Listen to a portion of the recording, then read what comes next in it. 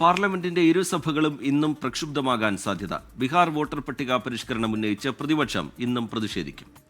വർഷകാല സമ്മേളനത്തിന്റെ കഴിഞ്ഞ 3 ദിവസവും പ്രതിപക്ഷ പ്രതിഷേധത്തിൽ ഇരുസഭകളും സ്തംഭിച്ചു. വിവരങ്ങളുമായി ഡൽഹിയിൽ നിന്ന് ബൽറാം നെടുങ്ങാടിയാണ് ചേരുന്നത്. Balram, good morning. 3 ദിവസം പ്രത്യേകിച്ച് ഒന്നും നടക്കാതെ പാർലമെന്റ് സ്തംഭിക്കുന്നു. നിരവധി ബില്ലുകൾ പാസ്സാക്കാനുണ്ട്. എന്നാൽ പ്രതിപക്ഷം നിരവധി ആയുധങ്ങളുമായാണ് എത്തിച്ചേരുന്നത് ഓരോ ദിവസവും. ഇന്നത്തെ ഒരു അവസ്ഥ എന്തായിരിക്കും പാർലമെന്റിൽ? Very good morning Christina, Rejith. പാർലമെന്റിന്റെ കഴിഞ്ഞ 3 ദിവസത്തെ സമ്മേളനവും ഏതാണ്ട് 1 മണിക്കൂറിൽ താഴെയാണ് 3 ദിവസമായി ഇരുസഭകളും സമ്മേളിച്ചത്.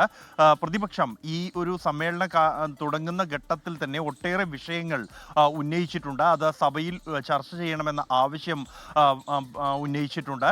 ഇതിൽ പ്രധാനമായും പഹൽഗാം ഭീകരാക്രമണവും ബീഹാറിലെ വോട്ടർ പട്ടിക പരിഷ്കരണവും തന്നെയാണ് ഏറ്റവും പ്രധാന ആയുധങ്ങളായി പ്രതിപക്ഷം മുന്നോട്ട് വെച്ചത്. ഇതിൽ പെഹൽഗാം വിഷയം ചർച്ച ചെയ്യാം എന്ന കാര്യത്തിൽ ധാരണയായിരിക്കുന്നു, തീരുമാനമായിരിക്കുന്നു. തിങ്കളാഴ്ച ലോക്സഭയിൽ പെഹൽഗാം ഭീകരാക്രമണവും ഓപ്പറേഷൻ സിന്ദൂറും അടക്കമുള്ള വിഷയങ്ങൾ ചർച്ച ചെയ്യും. രാജ്യസഭയിൽ ചൊവ്വാഴ്ചയായിരിക്കും ഈ ചർച്ചകൾ ആരംഭിക്കുക.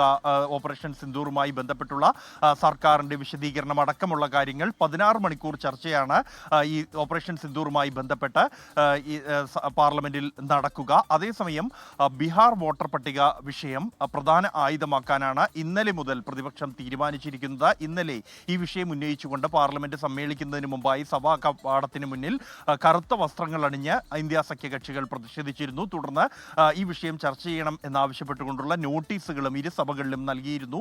എന്നാൽ ഈ നോട്ടീസുകൾ അംഗീകരിക്കാൻ തയ്യാറാകാതിരുന്നതോടുകൂടിയാണ് സഭ പ്രക്ഷുബ്ധമായത്.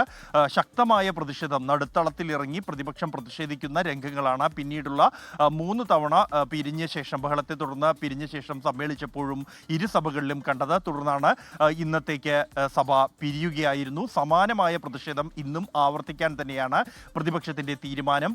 ബീഹാറിലെ വോട്ടർ പട്ടിക പരിഷ്കരണം അത് സർക്കാരിന് വേണ്ടിയാണ് തെരഞ്ഞെടുപ്പ് കമ്മീഷൻ നടപ്പാക്കുന്നത്, അല്ലെങ്കിൽ BJPക്ക് വേണ്ടിയാണ് നടപ്പാക്കുന്നത് എന്ന ആരോപണം ഉന്നയിച്ചുകൊണ്ടാണ് പ്രതിപക്ഷം പ്രതിഷേധിക്കുന്നത്. ഇന്നും ആ പ്രതിഷേധം തുടരും എന്ന് തന്നെയാണ് പ്രതിപക്ഷ പാർട്ടികൾ വ്യക്തമാക്കിയിരിക്കുന്നത്.